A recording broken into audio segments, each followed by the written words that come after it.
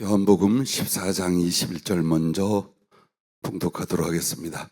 나의 계명을 지킨 자라야 나를 사랑하는 자니 나를 사랑하는 자는 내 아버지께 사랑을 받을 것이요 나도 그를 사랑하여 그에게 나를 나타내리라. 아멘. 빌립보서 3장 14절입니다.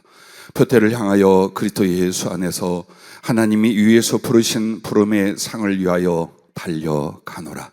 아멘. 주님 감사합니다. 긍휼과 자비를 베푸소서. 주님의 완전한 사랑을 나타나게 하소서. 심의자 권사님 드렸습니다.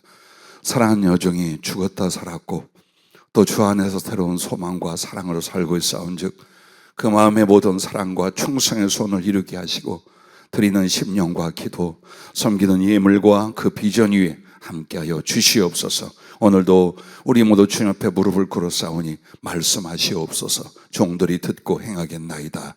예수님의 이름으로 기도하옵나이다. 아멘.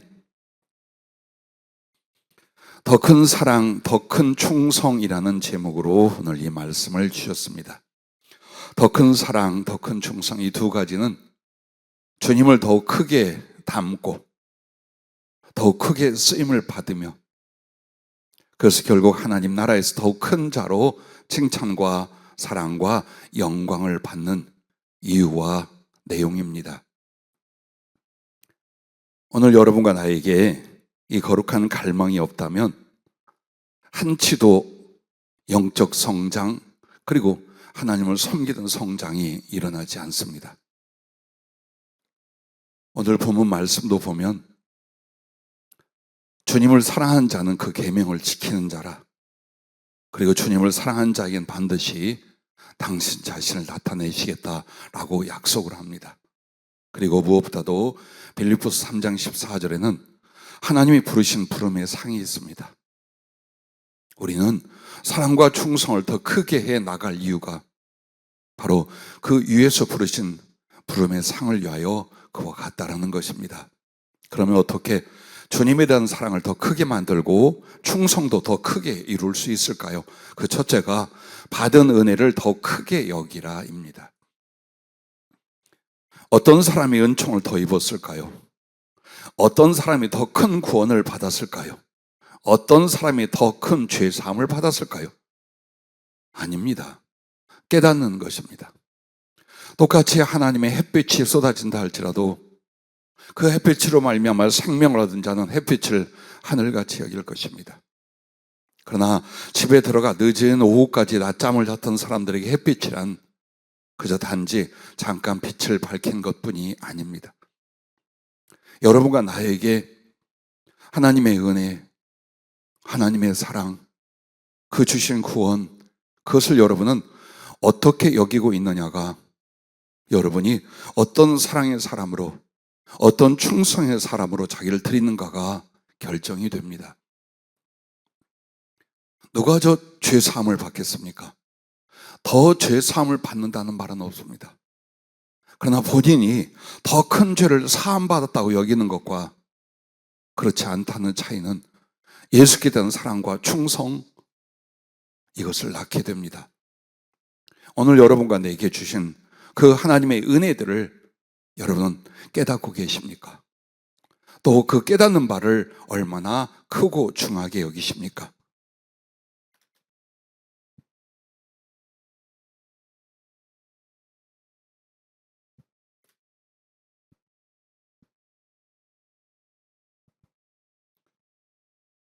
마태복음 13장에는 밭에 감추인 보화 이야기가 나옵니다. 어느 농부가 소작농으로 밭을 기경하고 있는데 그 속에서 보화를 발견하게 되어 그 보화를 갖고자 하여 밭 주인에게 자기 모든 소유를 팔아서 그 밭을 샀다라는 하나님 나라를 향한 사모함은 이와 같아야 된다라는 말씀이 있습니다. 이것을 오늘 우리에게 주님 주신 은혜를 밭에 감춘 보화로 깨닫고 사모하여 자기의 목숨, 자기의 모든 소유를 다 팔아서 그 은혜를 소유하고 누리고 소중히 여긴 사람이 있는가 하면 하나님이 주신 은혜를 그런가 보다 하고 사는 사람도 있다라는 것입니다. 여러분에게 하나님이 누구십니까? 어떤 분이십니까? 그리고 그의 구원은 어떤 것들입니까? 그의 주신 은혜들은 어떤 것들입니까? 이것을 바르게 알아가는 것입니다. 그것을 알고 깨달을수록 여러분에게는 얼마나 소중한 보물인지, 가치로 환상할 수 없는 보화인지를 알게 됩니다. 그래서 하나님과 그 구원과 은혜를 여러분은 전심으로 사모하고 자기의 존재, 자기의 목숨, 자기의 모든 것을 다 바쳐서라도 그 하나님과 구원과 은혜를 사모하게 됩니다. 여러분과 나는 하나님께 대하여 그리고 그 주신 은혜에 대하여 그냥 주시는가 보다 참 좋은 은혜지라고 할 것이 아닙니다. 내가 가지고 있는 나의 소유를 다 팔아서 그 보화를 사게 될 수 있기를 바랍니다. 즉 정말 여러분은 하나님과 그 구원과 은혜를 소유하고 영접할 수 있기를 바랍니다. 그리고 가장 소중히 여길 수 있기를 바랍니다. 자, 구레네 시몬이라는 사람이 예수께서 고난을 받고 십자가에 달릴 때에 예루살렘에 올라왔었습니다. 그리고 그 큰 소동을 인하여 그는 가까이 다가가고 골고다 언덕길에 서게 됩니다. 얼마나 매를 맞고 고문을 당했는지 예수 그분은 얼굴부터 발까지 성한 곳이 하나도 없습니다.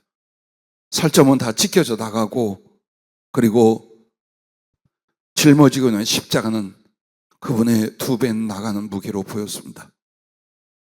길바닥에는 온갖 깨진 사기와 돌조각과 가시로 인하여 예수님의 발을 잡아 뜯고 심줄을 끊고 어느 사람이라도 더 이상 한 걸음도 갈 수 없는 상황을 그가 보게 됩니다. 이것을 딱하게 여겼던 로마 군병 그 잔인한 사람들조차도 예수님을 더 이상 끌고 갈 수가 없어요. 그리고 지켜보던 구레네에서 올라온 시몬이라는 사람에게 예수님의 십자가를 대신 지게 합니다. 이때까지는 억지였습니다. 할 수 없어서였습니다. 그러나 그 주님과 골고다 언덕길을 올라가는 몇십 분 혹은 한두 시간 사이에 가까이서 예수님을 보았습니다. 그의 얼굴도 그의 행하심도 그리고 골고다 언덕 십자가에 달린 장소까지 갔습니다. 그는 더 이상 나사렛 예수를 보지 않았습니다. 하나님의 아들 기다리던 메시아로 여기기 시작을 했습니다. 그래서 자기가 대신 십자가에 지겠다고 나서기 시작했습니다. 절대 주님이 허용할 리 없고 주님은 벌거벗겨서 십자가에 달리셨습니다. 그리고 지금 이 시간으로 6시간 이상을 산채로 지옥의 형벌을 거기서 경험하고 계셨습니다.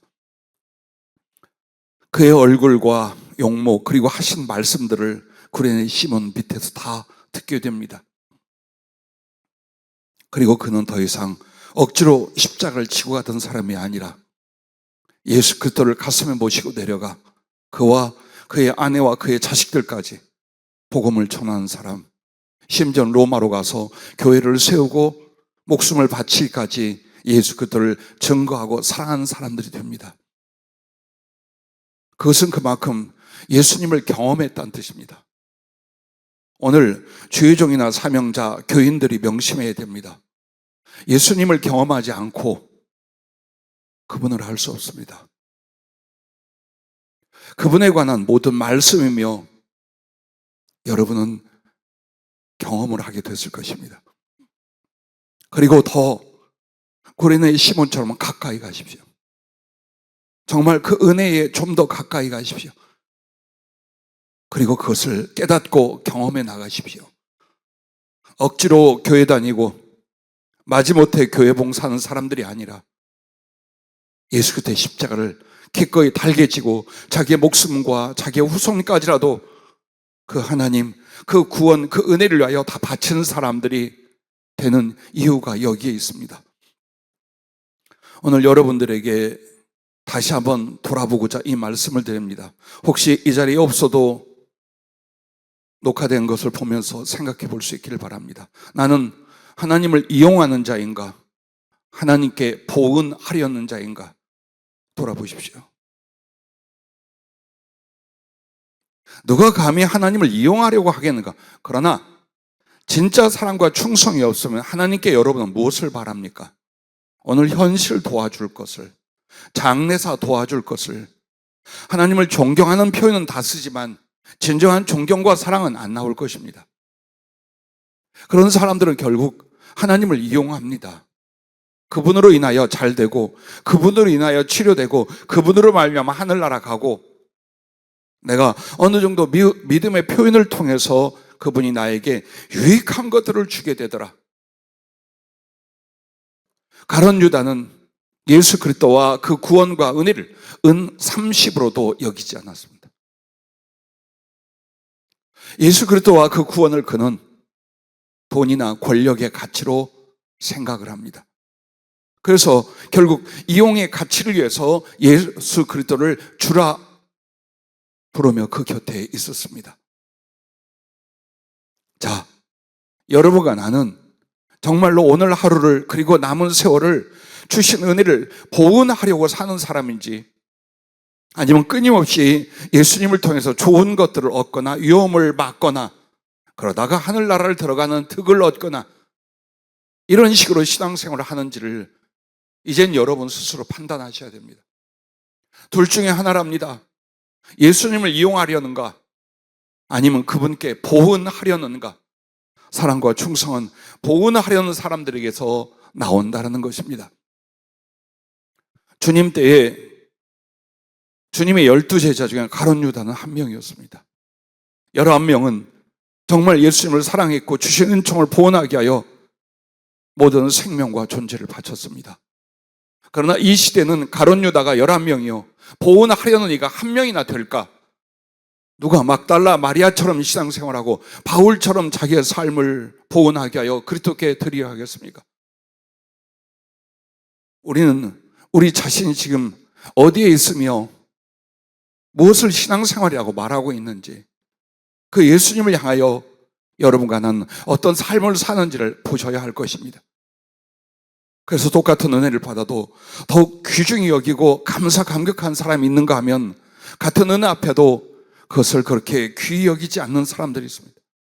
만약 여러분이 하나님의 은혜를 너무 소중히 귀히 여겨서 정말 그 은혜를 크게 깨닫는다면 여러분의 목숨과 마음과 삶을 보은하기 위하여 바칠 것입니다. 그러나 그 은혜를 그렇게까지 깨닫고 그렇게까지 소중히 여기지 않는 사람은 여전히 내가 주인이 되며 나의 인생과 삶을 위하여 하나님을 필요로 하는 요소로 여길 것입니다. 그래서 이 말씀은 이렇게 넘어갑니다. 주께 대한 사랑을 더욱 크게 하라는 것입니다. 자, 사랑이라는 시킬 수도 있고 늘릴 수도 있습니다.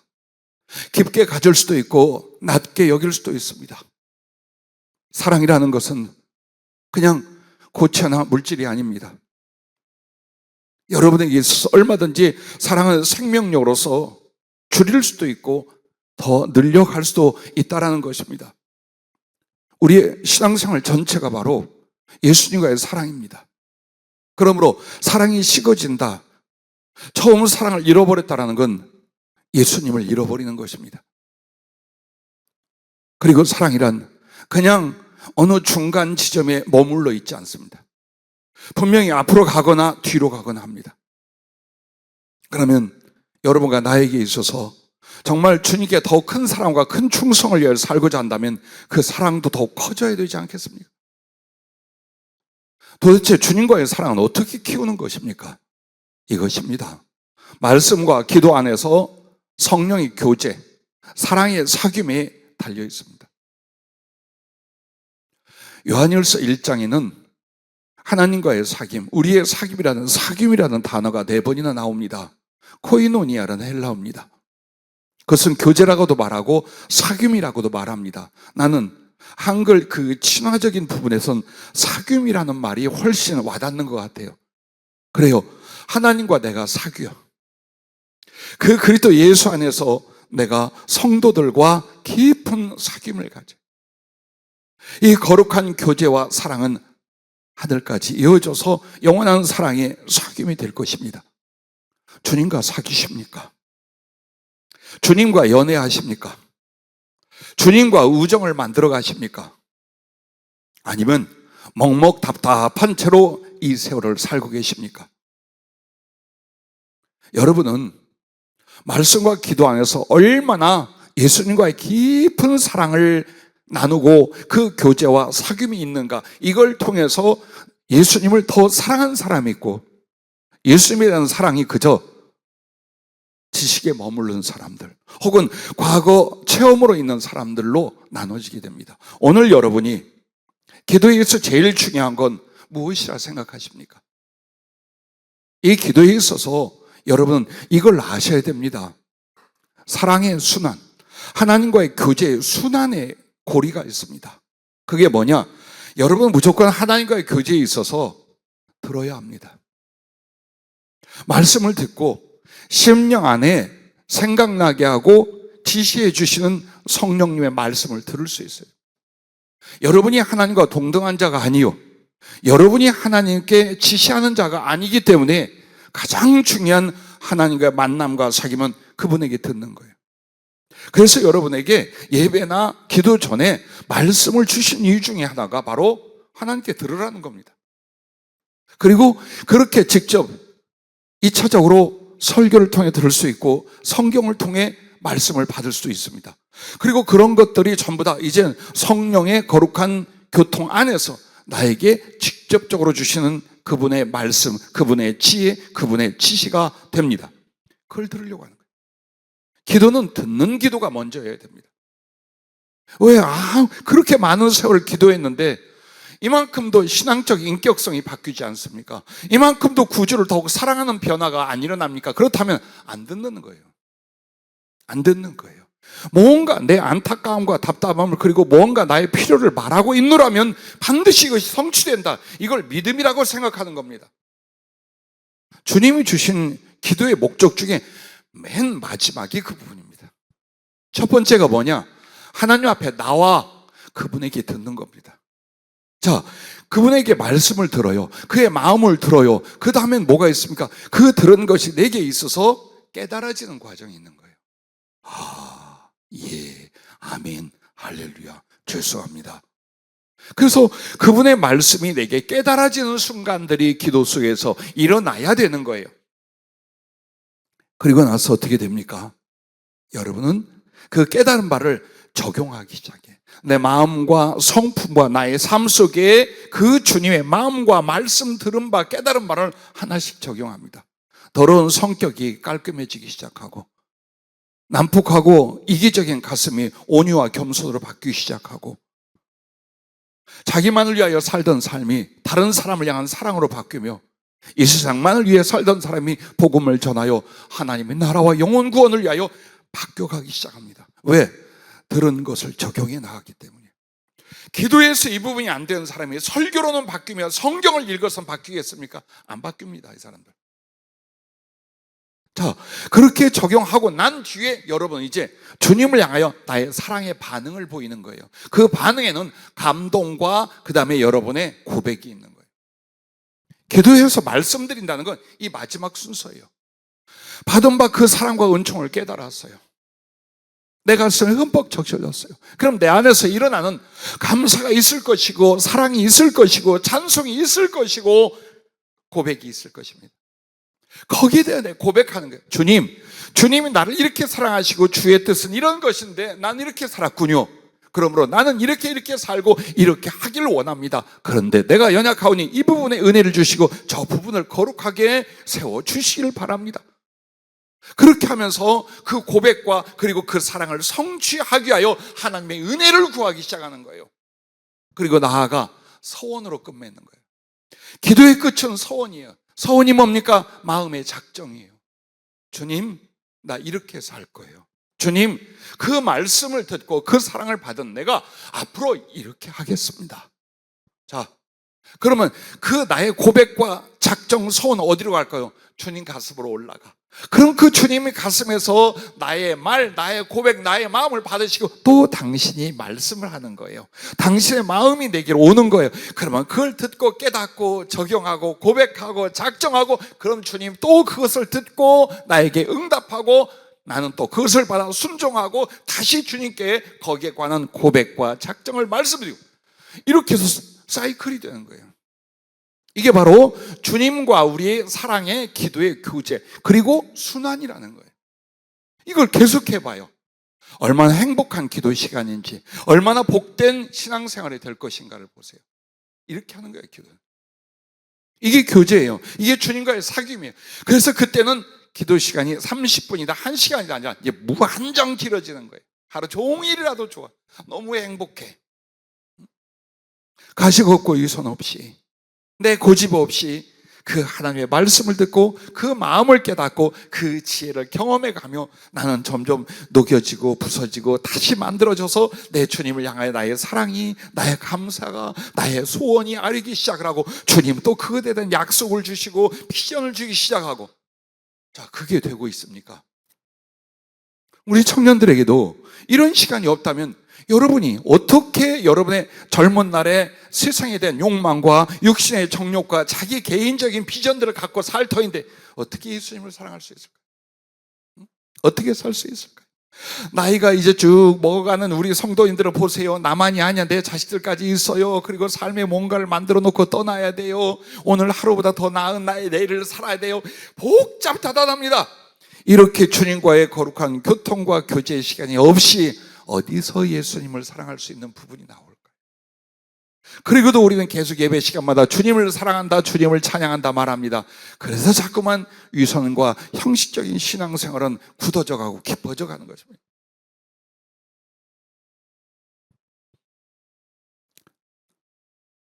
여러분과 내 안에 성경 66권과 성령의 지시와 예수님의 말씀은요, 전부 다 나를 향한 사랑이에요. 어느 것 하나. 지옥 이야기는 왜 하셨나요? 너 거기 안 가게 하려고 그래. 너 거기 던져질 걸 내가 대신해서, 그러니 옛사람으로 돌아가지 말라는 말씀이에요.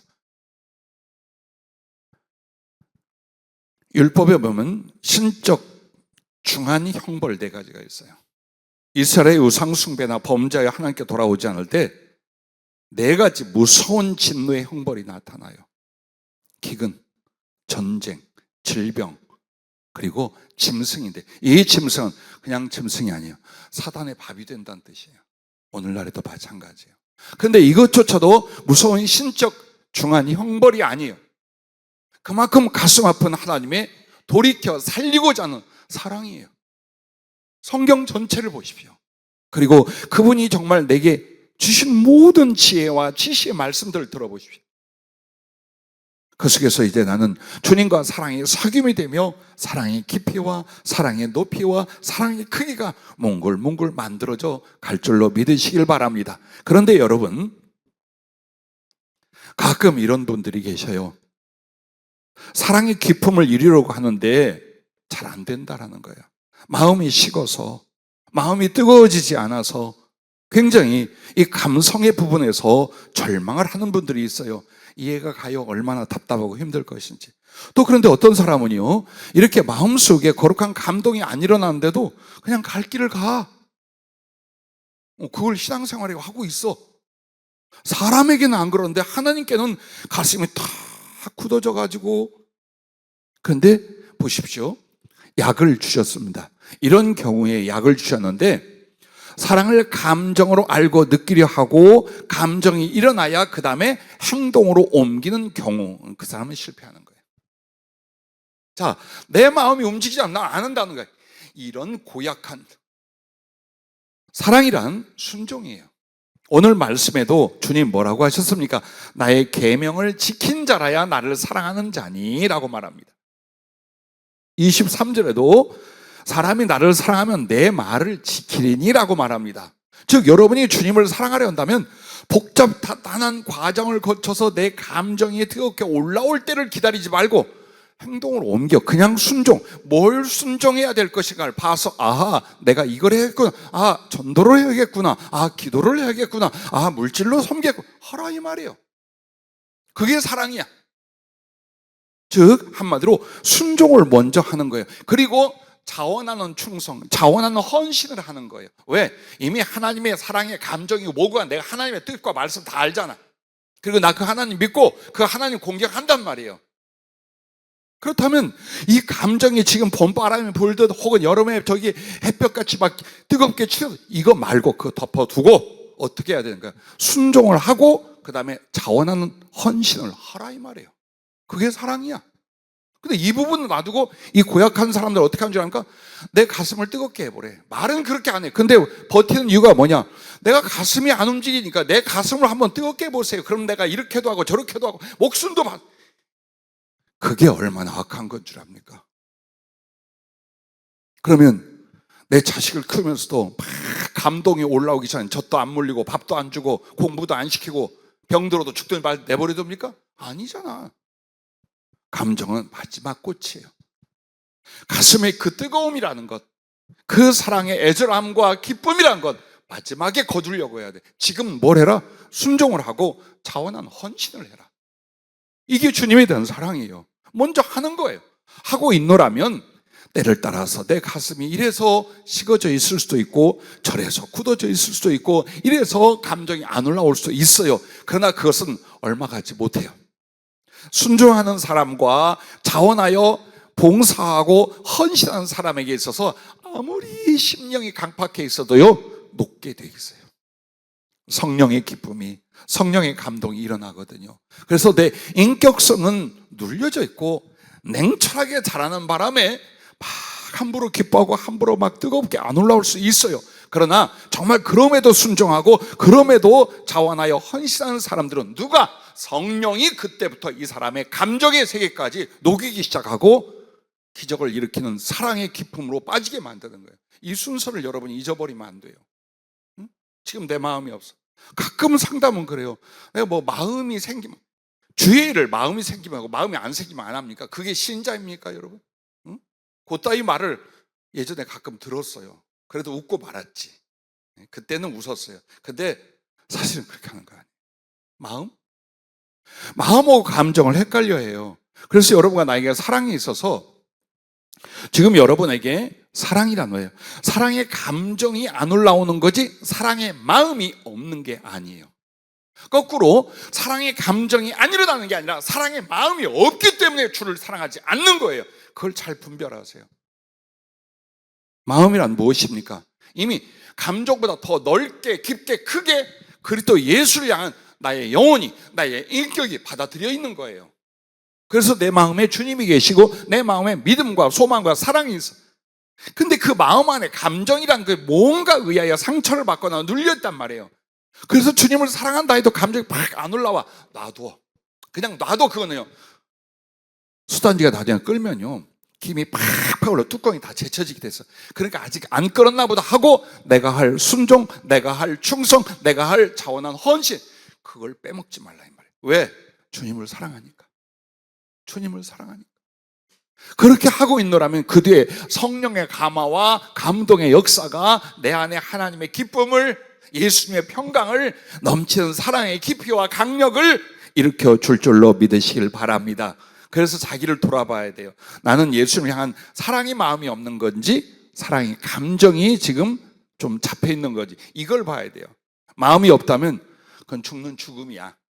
그건 예수 믿는 사람이 아니란 뜻이에요. 그래서 마음이 없다면 혹 그렇게 느끼죠. 마음을 가져. 네 마음은 네 것이에요. 남이 내 마음을 만들어주는 게 아니에요. 지금 내 마음은 누가 해야 돼요? 하나님이 하는 게 아니에요. 내가 하는 거예요. 내가 하나님을 향하여 하는 거예요. 그래서 여러분과 나에게서 제일 중요한 건요, 사랑은 마음 먹는 만큼 일어나고 커진다라는 거예요. 즉, 왜 예수께 대한 사랑이 안 커져? 마음으로 안 먹어. 그렇게 사랑하리라는 마음의 작정이 없어. 그러니 사랑이 커지나. 사람하고 사랑을 해봤어요? 응? 딴 생각하지 말고 부모와 자식의 사랑이라도 깊은 우정이라도 아니면 지난날 연애했던 거라도 그래서 가정을 이루고 가족을 갖고 살아가면서 여러분의 사랑이 어때요? 마음 먹는 만큼이에요. 나는 이 사람을 만나, 이 애를 만나 정말 재수갖고 힘들고 고생이야. 그래서 가족이 아니라 왼수야 라고 마음 먹어보세요. 죽는 그날까지 고통과 불행을 안고 죽어갈 거예요. 근데 그 마음속에서 그런 부분이 혹 있을 수 있어. 그러나 더욱 소중한 건 곁에 있어서 고맙고 나를 살려줘서 감사하고 그리고 나를 온전히 이해할 사람은 누구야? 이 사람들밖에 없어. 그러므로 내게서 가장 소중한 게 가족이야 라고 마음을 먹을 때 이 사랑은 어때요? 이해하게 되고 용납하게 되고 헌신하게 되고 참고 기다리게 되는 거예요. 즉 예수님에게도 여러분의 사랑은 어때요? 마음을 먹는 만큼이에요. 그럼 마음을 먹는 만큼을 다른 단어로 뭐라고 하냐? 작정입니다. 뜻을 정하는 겁니다. 나 예수님을 위하여 이렇게 살 거야, 이걸 할 거야, 이런 생활을 할 거야, 그래서 그 사랑을 이룰 거야 라는 작심, 작정이에요. 사랑은 여기서 나와요. 그래서 심령에 작정이 없는 사람들은 아무리 많은 시간이 가고 은혜의 경험을 해도요, 보이질 않아. 그 사랑의 크기가, 그 사랑의 성장이 나타나질 않아요. 그러나 이제 막 믿어도, 혹은 하나님의 말씀에 은혜를 한번 받았을 때, 그때 내가 하나님을 향하여, 예수님을 향하여 이렇게 살리라, 이렇게 하리라는 사랑의 작정을 하잖아요. 확 자라나고 얼마 가지 않아서 그 사람은 그 작정대로 사랑의 깊이와 크기를 만들어내게 됩니다. 그러므로 아무 의미 없는 시간들을 보내지 마세요. 매일 매 순간, 혹은 올 1년 동안 내가 주님 앞에 어떻게 살 것이냐, 그 중에 제일 큰 게 뭐예요? 은혜를 깨닫는 것과 동시에 내가 사랑의 작정을 통하여 이 사랑의 깊이와 크기를 늘려가리라. 그럼 어떻게 할까? 당신과 나의 사랑의 교제와 그 나눔을 통해서 내가 더 많은 시간을 기도하고 말씀과 예배 앞에 나가서 정말 예수님과 깊은 사랑의 교제와 사귐을 가지리라. 그리고 나서 내 가슴에 막 타오르면 좋겠지만, 그렇지 않을지라도 나는 순종할 걸 찾아서 순종하고, 또 주님이 하면 좋지 뭐, 근데 뭐 안 하면 할 수 없지, 어떤 문제에도 내가 자원해서 내가 기쁨으로 주의 일을 감당하리라. 그렇게 하면서 점점 내 안에, 내가 옛날에 기도하면서 그래 주님 앞에 이렇게 살겠다 해서, 그거 다시 한번 정리하자. 그래 난 어떻게 살까? 주님 이런 일을 하고 이런 가슴으로 이렇게 살겠습니다. 그게 뭐예요? 사랑의 작정이에요. 다니엘이 자기 몸을 더럽히지 않게 하여 친구들과 함께 뜻을 정하여 라고 우상의 음식을 안 먹었던 거, 그게 뭡니까? 그게 사랑이에요. 그게 사랑의 작정이에요. 더 한 수 앞에서는 그게 순종이에요. 그래서 순종과 사랑이란 나눠지지 않는 거예요. 여러분에게도 작정이 없는 사람들이 있어요. 우리가 뭐 한번 해보자 하는데 작정 안 해. 절대로 그건 사람에게 안 한 게 아니에요. 교회에게 안 한 게 아니에요. 하나님에게 안 하는 거예요. 왜? 난 그렇게 수고하고 싶지 않고, 나는 그렇게 애쓰고 싶지 않아. 그럼 이게 사랑이라는 하나님을 향한 측면에서 뭘 말하는 거예요? 사랑이고 나발이고 일말이 되는 거예요. 근데 서슴없이 그렇게 하는 거예요. 아, 난 힘들어, 난 어려워, 난 그렇게 못 살겠어. 그러면 그 사람에게 예수님이 어디 있냐 이 말이에요. 어디 있냐 이 말이에요. 그래서 진정한 우리들의 신앙이란 무엇입니까? 끊임없이 그분의 사랑이 피와 같이 부어지면 나는 그분의 사랑을 담비와 같이 받아서 받은 그가 기뻐하실 일들을, 생명의 일들을 이루어서 강수를 이루고 바다로 나가 다시 그 마음과 사랑이 하늘로 올라가게 만드는 것. 매일 같은 이 순환, 이게 신앙생활이에요. 그래서 여러분 마음에 그 부분이 없다면 지금 영적으로 죽어가는 것이고, 그 다음에 처음 사랑이나 얼마 전에 사랑이 확 식어지고 있음에도 잘 모르고 있다라는 거예요. 자, 우리가 1년을 그렇게 살았어요. 10년을 그렇게 살았어요. 얼마나 깊어질까요? 남들에게 말하지 않아도 내 안에서, 혹은 주님이 인정하는 가운데서 여러분과 나의 사랑이 얼마나 깊어졌을까요? 얼마나 커지고 있을까요? 자, 마지막 세 번째입니다. 적은 일에 대한 충성을 더욱 크게 하라. 이 세 가지가 연결이 되는 거예요. 받은 은혜를 더 크게 여기라. 이 속에서 이제 뭐가 나옵니까? 주께 대한 사랑도 충성도 나오는 거예요. 그래서 사랑을 먼저 키우고 나면 충성은 어때요? 어렵지 않아요. 그럼 여러분은 소위 말하는 충성이 도대체 뭡니까? 충성이라 하면 이런 것들이에요. 예배, 봉사, 복음, 선교, 혹은 그런 사역을 행함인 거예요. 그래서 하나님을 섬기고자 하는, 그분이 기뻐하실 일을 하는 모든 일들과 그 일을 감당하는 사역, 행함, 이 부분을 충성이라고 하는 거예요. 자, 그런데 중요한 건 여러분이 빼먹는 경우, 잊어버리는 경우가 있어요. 그게 뭐냐? 그 충성을 위한 자기 준비가 충성의 첫 번째요, 작은 충성이라는 거예요. 이걸 우리가 생각 않는 거예요. 항상 무슨 생각합니까? 하나님 나를 나중에 어떻게 쓸 것이다, 나를 어떻게 써주시옵소서, 내게 무슨 일을 주시옵소서, 그러고 있어요. 그럼 오늘은요, 오늘은 여러분 뭘 하십니까? 정말 하나님이 나를 그렇게 쓰시기 원합니까? 하나님의 나라와 일에 그렇게 헌신되기를 원합니까? 그럼 오늘 여러분 행하는 모든 일은 그 큰 쓰심에 대한 준비가 되는 거예요. 근데 오늘 움직이지 않는다, 오늘 충성과 열심이 없다, 이 큰 걸 맡길 일이 없어요. 이 큰 걸 감당할 수가 없는 사람인 거예요. 그래서 오늘 적은 일에 충성하지 않는 자는 한 달란트 받은 자로 여기는 거예요, 주님이. 그래서 준비라고 하는 것은 보세요. 내가 장차 이런 일을 이걸 해야지 하고 뭐 언어라든지 공부라든지 뭐 성령을 받는 이것도 준비예요. 그러나 무조건 여러분이 지금 주의 일을 잘 감당해 놓는 것, 열매를 맺는 것 자체가 장래에 하나님이 쓰시고자 하는 큰 일을 맡겨주실 이유가 되고 큰 일을 감당할 능력이 되는 거예요. 오늘 여러분이 지금 교회와 혹은 여러분 스스로가 주 안에서 어떤 주의 일이라 하는 것, 그것들을 잘 보십시오. 그걸 얼마나 여러분이 열심히 깔끔하게 지혜롭게 열매를 잘 맺는가를 보십시오. 그러면 여러분에게 주님이 큰 걸 맡길 거예요. 그 준비를 통하여 큰 일을 할 거예요. 그러나 오늘 대충 나가고 힘들다, 어렵다, 딴 생각하고 그럼 큰 걸 맡길 이유가 없고 큰 거 줘도 감당 못해요. 자, 다윗의 예를 들어서요. 다윗의 10대 때에 이미 믿음과 순종, 무술과 용기, 구변과 음악, 그리고 인격과 지도력, 이게 거의 준비가 됐어요. 10대 때, 20이 넘어가기 전에요. 그럼에도 주님이 더 큰 일을 맡기기 위해서 어떻게 했습니까? 12년 동안 나이 30이 될 때까지 계속 자기가 보면 이거예요. 적은 일에 충성하는 것 같으면서 큰 일을 위하여 자기를 준비시키는 거예요. 오늘 여러분이 큰 사역이 없다, 크게 쓰임받는 일이 없다, 천만에요. 그 큰 일을 위하여 지금 여러분 하고 있는 그 일과 해야 할 그 일이 바로 자기를 준비하고 있는 거예요. 자기를 하나님의 쓰실 준비 않는 사람이 어떻게 충성합니까? 어떻게 큰 일을 맡아서 그 일을 하겠습니까? 못합니다. 절대로 못합니다, 여러분. 그래서 오늘 대충 적당히 교회 다니려고 하지 마세요. 교회의 위치가 혹은 어떤 봉사의 위치가 여러분에게 있어서 정말 분명하게, 신실하게, 확실하게 그 열매를 맺는, 이게 뭘까요? 하나님께 드린 충성임의 동시에 자기 준비예요. 나중에 여러분 이런 말을 들어요. 그때 그것도 못하던 네가 이건 하겠냐? 이게 양심의 소리로 성령의 음성으로 들릴 거예요. 너 그때 그것도 못했잖아. 근데 지금 이 일을 달라고. 너 그때 그거 가지고도 안 했잖아. 근데 이걸 달라고. 여러분 뭐라고 할 겁니까? 응? 뭐라고 하겠습니까, 여러분? 이렇게 합니다. 성경은 이미 그럴 우리를 향하여 이런 단어, 이런 어휘를 줬습니다. 유구무원이언을. 입이 있어도 할 말이 없어요.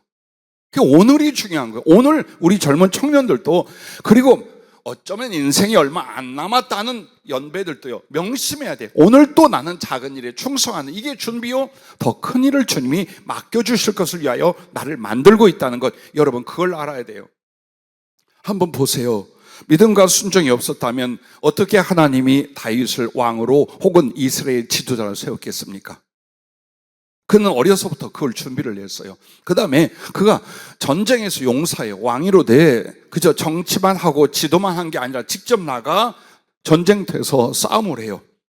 첫 번째, 그의 10대 때에 골리앗을 쳐부쉈어요. 근데 그때 그는 뭘 준비했어요? 무술과 용기, 성경의 호기라고도 하죠. 근데 그걸 어디서 준비했냐? 전쟁을 계획하고 사람을 죽이는 연습을 한 게 아니에요. 자기가 양떼를 아버지 걸 맡았는데 이 양들을 지키기 위해서 일이나 혹은 곰이나 사자나 따위가 온단 말이에요. 그럼 어떻게 해서 저걸 물리치기 하여 물맷도 또 던지기 시작한 거고, 싸워서 레슬링도 한 거고, 그 어린 소년이 목숨을 걸고 걸치게, 이게 바로 작은 일의 충성이에요. 이게 바로 큰 일을 위하여 자기를 준비하고 있었던, 자기도 모르게 큰 일을 위하여 준비하는 사람으로 있었던 거예요. 항상 그 외로운 시간 동안 그는 하나님을 향한 찬양의 시를 쓰고 악기를 다루고 노래를 했어요. 그걸로 인하여 그는 지금까지 시편을 남겼어요. 그리고 그때 사울 왕에게 가서 귀신을 쫓아내며 옆에서 가장 사랑받고 연결되는 이유가 뭐였어요? 그는 노래를 잘하고 음악을 잘했어요. 그리고 구변도 좋았어요. 즉 글도 잘 쓰고 말도 잘해요.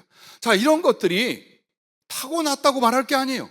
어느 순간에 그 일을 위하여 열심히 했어요. 하나님을 생각하며 혹은 그 하나님의 믿음의 신실함을 여겨 내가 무언가를 열심히 했어요. 근데 그것은 하나님이 들었을 수 있는 준비였던 것이에요.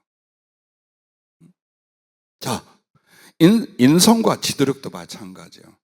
나는 많은 계층의 사람들을 상담하다 보면 이게 있어요.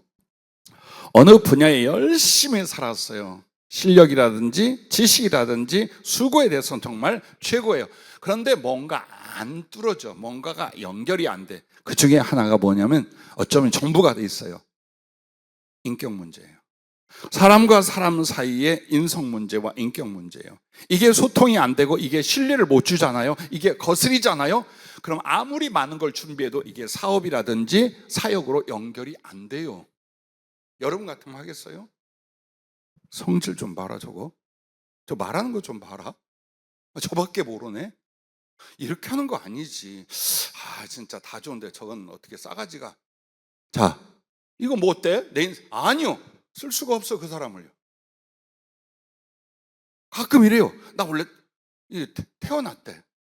뭘 태어나 자기가 준비 안 한 거지. 항상 그쪽 성격, 그쪽 행동, 그쪽 무지함, 그 예절 없으면 교양 없어. 그냥 막 밀고 나간 거야. 그러다가 하나님이 쓰려고 딱 보니까 이게 사람마다 부딪혀. 사람하고 부딪힌 사람을 하나님의 사역에 어떻게 들었으냐고요. 생각해 보세요. 어떻게 했어? 사람을 돕고 사람을 변화시키고 사람을 위로하고 사람을 가르치고 사람을 사랑하는 게 주의 일이야. 근데 사람하고 맞질 않아. 몸만 있다면 이게 들이받고 엉뚱한 소리 나오고 오해와 갈등 생기고 아니면 그냥 자기가 팍 빠져가지고 다 필요 없다고. 자, 이런 류의 인성들이 나중에 하나님이 어느 분야에 그 사람을 쓰려고 해도 제일 막히는 이유예요. 그럼 언제부터일까요? 나이 어려서부터예요. 나이 어려서부터 진실한 사람, 착한 사람, 좋은 사람, 위로하는 사람, 양보하는 사람, 배려하는 사람, 이해하는 사람. 그렇게 해서 인성을 만드는 거예요. 그럼 이 만들어 놓은 게 내가 중요한 위치에 갔을 때에 사람은 사업도 마찬가지, 하나님의 나라의 사역도 마찬가지, 모든 일들은 누구하고 합니까? 사람하고 해요.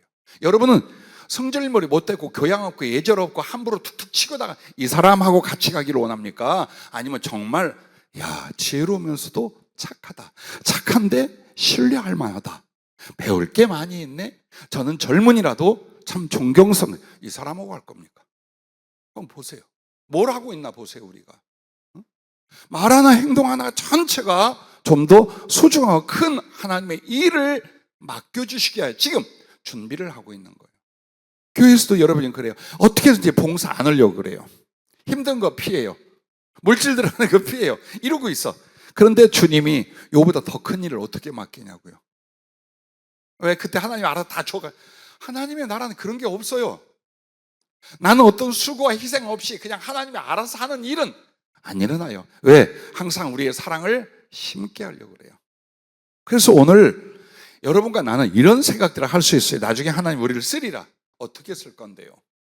더 큰 사랑의 수고와 희생을 위하여 쓸 건데, 오늘 작은 그 사랑의 수고와 희생도 힘들어하거나 회피하면서 하나님이 나를 더 크게 써? 없어요. 여러분, 그래서 제가 요즘 자주 쓰는 말이 머리 쓰지 말아요. 그걸로 망해. 진짜 나중에 그걸로 망해. 아무짝에도 하나님 앞에 쓸모없는 사람은 계속해서 자기의 이기적인 이익을 위하여 머리를 쓰는 사람들이에요. 그렇게 해서 사랑과 충성이 이루어지느냐? 절대 안 이루어지는 거예요. 자, 그래서 여러분과 나에게 오늘 내가 정말 본격적으로 하나님께서 쓰시기 위한 준비들을 하고, 그리고 내가 알지 못하게 말씀 따라 순종했고 수고하는 그것들이 앞으로 큰 것을 맡겨주실 준비였다, 그 충성이었다. 여러분이 그걸 꼭 마음에 두고 행동으로 옮길 수 있길 바라요. 그러면 허무하지 않을 거예요. 이 세월 동안에 이렇게 시간이 많이 가고 난 어떡하지? 그 마음이 안 와요. 왜? 착실하게 여러분은 충성했고 그 충성이 장래를 위한 준비가 됐잖아요. 그렇다면 어때요? 마음이 더 든든해요. 그리고 이걸 여러분은 아셔야 돼요. 70년을 준비를 했어요. 그리고 하나님이 1년을 쓰고 데려갔어요. 아유, 좀 아쉽다. 아니요. 그 70년도 적은 일에 충성하며 자기를 준비하며 하나님이 쓰신 거예요. 준비가 아니었어요. 쓰신 거예요. 단 이런 일이 있을 수 있어요. 69년 동안 말을 안 들어가지고 연단만 받다가 겨우 1년 주님 앞에 쓰임 받고 가요. 그런 거 말고, 그런 인생 되지 말고,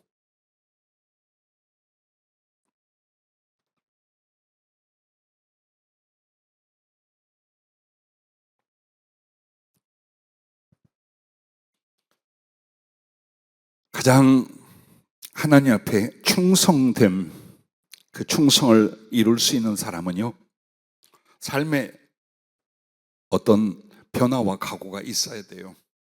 그게 뭐냐면 하나님을 위한 충성이, 그 일이 나의 머리가 돼야 돼요. 즉 우선이 돼야 돼요. 그리고 삶의 이유와 목적이 돼야만 진짜 충성을 해요. 아니면 조금 하면서도 불평이 나오거나 아까워하거나 자기 보람, 자기 애에 빠져요. 근데 자, 어떻게 그러면 하나님 앞에 충성이 나의 머리, 맨 우선이 되고 삶의 이유와 목적이 될 수 있는가? 여러분의 존재가 뭔가를 한번 보세요. 그리스도가 없을 때와 주 안에서 구원을 받은 뒤, 나 뭡니까? 나란 존재가. 전에는 나만을 위해 살았어요. 그게 모두 다 불충이었고 죄였어요. 그리고 그리스도 예수 십자가를 만난 순간 나는, 나를 위하여 살던 나는 거기서 죽었어. 이게 믿음의 시작이에요. 나는 거기서 죽은 거예요. 이제 내가 사는 건 내가 사는 것이 아니라 하나님의 아들을 믿는 믿음으로 사는 거예요. 즉 그가 나를 대신했으니 나도 그분을 대신하리라. 이게 믿음이에요. 그게 자기의 가치관과 신앙의 중심을 딱 선 사람은 아직도 자기를 위해 살겠어요? 무엇을 해도 예수님을 위하여, 하늘을 위하여 움직이기 시작해요. 그게 바로 삶의 이유와 목적이 내 주 예수 그리스도를 위한 바로 그 부분이 된 거예요. 그래서 여러분이 정말 구원을 받고 거듭났다는 건 그 구원의 여정, 구원의 문을 들어서는 게 뭡니까? 죄로 살던 나는 죽고 지옥에 갈 나는 포기된 거예요. 그리고 여기 구원으로 들어오는 건 뭐냐면 그리스도가 내게 줄 상과 하나님 나라의 영광을 위하여, 혹은 내 사랑의 갚음을 위하여 당신을 대신하여 사는 것, 이게 되는 거예요.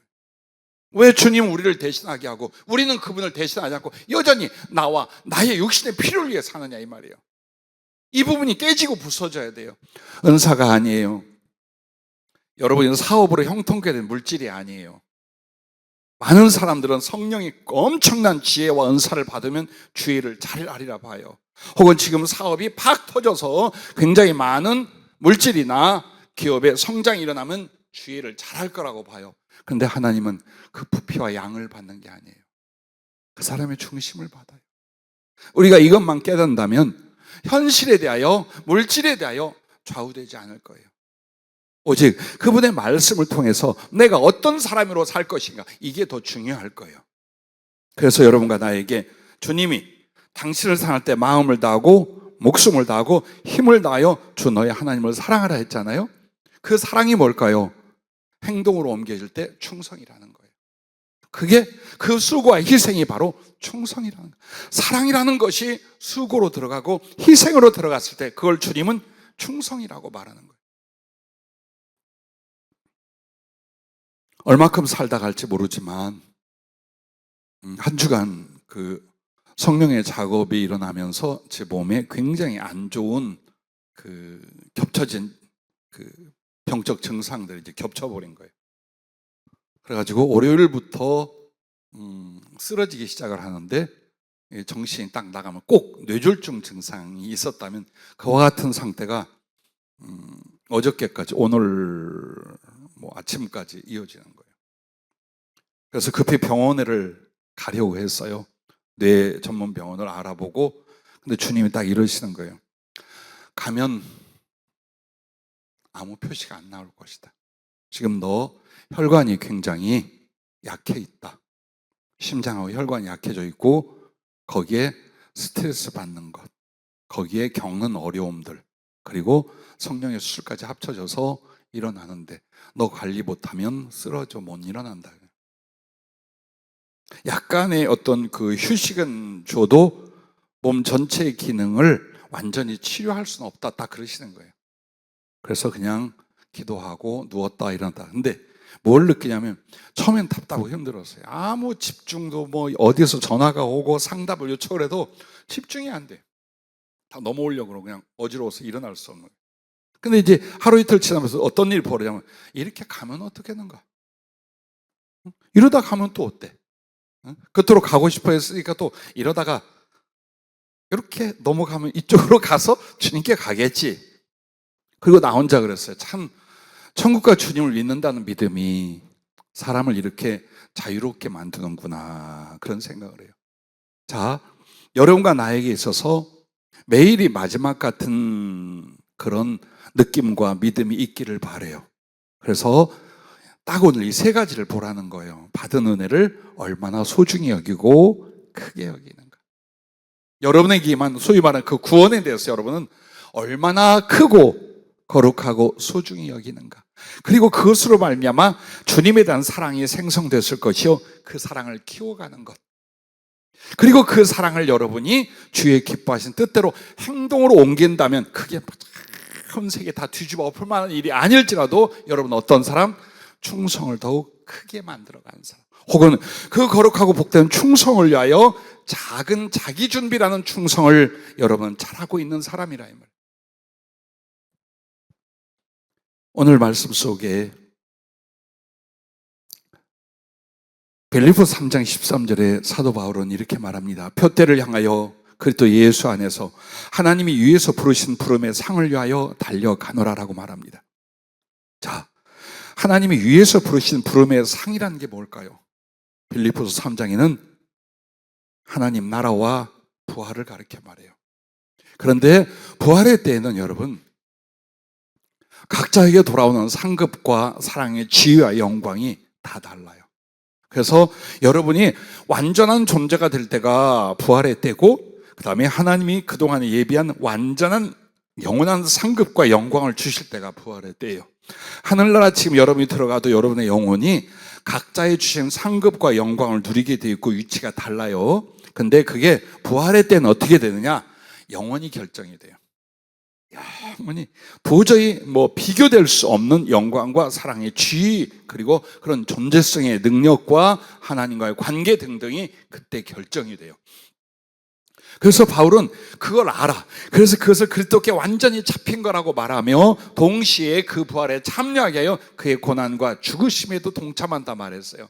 자기가 사랑했던 것, 자기에게 유익하고 좋았던 걸 다 똥오줌처럼 버렸다고 그랬어요.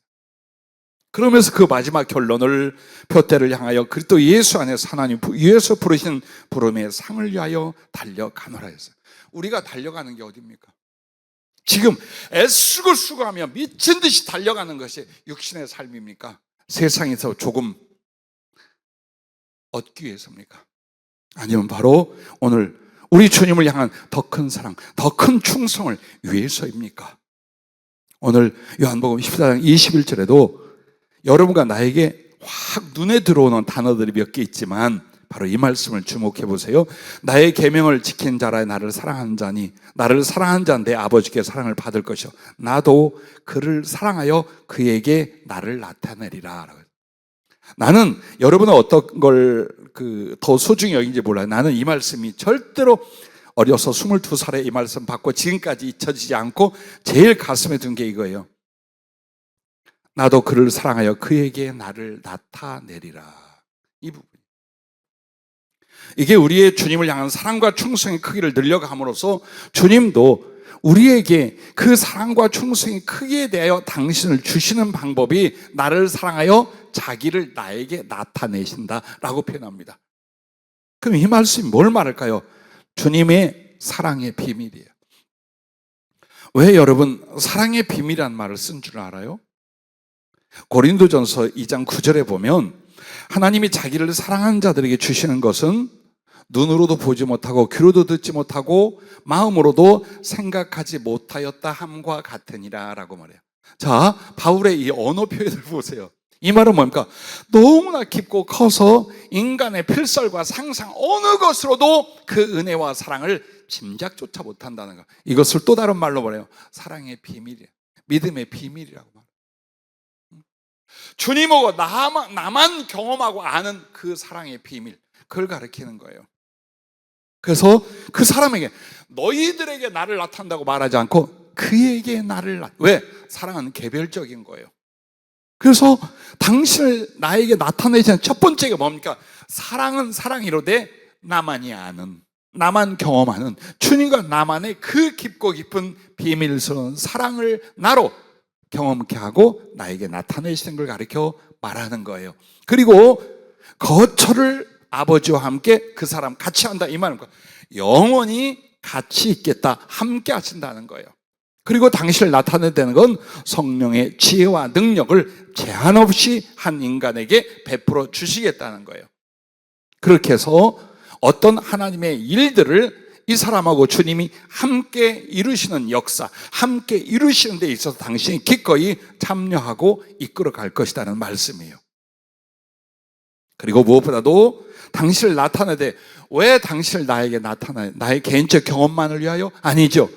나에게 나타내신 예수 그리스도를 통하여 온 세계에 이 복음을, 이 예수 그리스도를 나타내라는 은혜예요.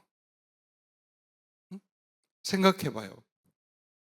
난 여러분보다 부족한 게 많고 단점과 허물도 많아요. 근데 나는 혹시라도 여러분도 그러실지 모르지만 나는 전도하거나 누군가하고 대화할 때 이 말을 자신 있게 하면 예수님을 만나봤느냐? 만났다. 하늘나라 가보냐? 가봤다. 나는 지옥도 봤다. 자신 있게 말한다. 왜? 당신이 그런 걸 나에게 나타냈어요. 이유는 나만의 경험이 아니에요. 전하라고. 세상에 나타나. 무슨 소리를 듣고 비난을 상관없어. 그분이 하신 일과 그분의 그 신비로운 그 나라와 그분의 구원의 역사들 어떤 모습으로 어떻게 나타냈든지 나는 그것을 내 안에 가두지 않고 어디를 가든지 누구에게든지 전하겠다는 거예요. 그렇게 하라는 겁니다. 그러므로 누가 온 세상에 예수 그리스도를 더욱 많이 증거할 수 있습니까? 그만큼 자기 자신에게 주님을 나타내 준 사람들이란 말이에요. 동시에 하나님 보좌 우편에 영원히 함께 하시겠다는 거예요. 즉 주님은 유대인의 모습으로 십자가에 달린 모습으로만 자기를 나타내는 게 아니에요. 이제 얼굴과 얼굴을 마주 대하여 보며 감히 그분의 손을 내가 잡고 당신의 앉은 자리 곁에서 포도주를 같이 나누고 그 거룩한 찬양을 함께 나누는 순간이 있어요. 보좌 우편에 영원히 두시겠다는 거예요. 그래서 당신을 나타내는 말과 거처를 함께 한다는 말을 같이 섞어 쓰신 것이 그걸 말하는 거예요. 그리고 이것은 영원히 주님의 사랑의 신부와 그리고 친구가 되는 것을 가르쳐 말하는 거예요. 예, 성경에서 우리가 말하는 신부와 친구는 우리가 짐작하는 것보다 훨씬 더 깊은 개념으로 써요. 친구는 담이 없고 비밀이 없다는 뜻이에요. 신부는 사랑으로 하나 됐다는 뜻이에요. 그래서 친구라는 개념과 신부라는 언어를 주님이 가장 사랑하는 대상들에게 쓰는 표현이에요. 바로 그 신부가 되고 그 친구가 되는 자들에게 주님은 당신의 모든 걸 나타내고 당신의 모든 것을 소유케 하신다는 거예요. 더 이상의 너와 나의 간격은 없어. 너와 나의 사이는 없어. 너는 나이고 나는 너야 라는 말씀이에요. 그날 그때 그것을 위하여 오늘 여러분과 나는 더 큰 사랑과 더 큰 충성을 위하여 살고 또 질 수 있기를 바랍니다. 기도하겠습니다.